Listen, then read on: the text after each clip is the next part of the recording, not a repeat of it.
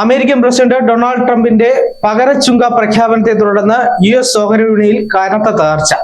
1600 പോയിന്റിലധികമാണ് വിപണിയിൽ ഇടിവ് രേഖപ്പെടുത്തിയത്. 2020 ശേഷം ആദ്യമായാണ് വിപണിയും ഇത്രയും കടുത്ത ഇടിവ് നേരിടുന്നത്.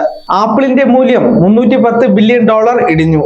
അതേസമയം അമേരിക്കയിൽ നിന്ന് ഇറക്കുമതി ചെയ്യുന്ന വാഹനങ്ങൾ കാനഡ 25% തീരുവ പ്രഖ്യാപിച്ചു.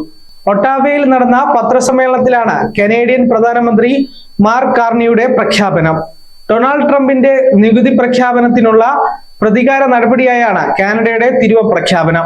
അമേരിക്കയുടെ സുവർണകാലത്തിലേക്കുള്ള തിരിച്ചുപോക്ക് എന്ന് വിശേഷിപ്പിച്ചുകൊണ്ടാണ് ട്രംപ് വിവിധ രാജ്യങ്ങൾക്ക് മേൽ പകരം തീരുവ പ്രഖ്യാപിച്ചത്. US-ൽ നിന്ന് ഇറക്കുമതി ചെയ്യുന്ന ഉൽപ്പന്നങ്ങൾക്ക് ഉയർന്ന തീരുവ ഈടാക്കി അമേരിക്കൻ പണം കൊണ്ട് മറ്റു രാജ്യങ്ങൾ സമ്പന്നരായെന്ന് ആരോപിച്ചാണ് ട്രംപിന്റെ നടപടി.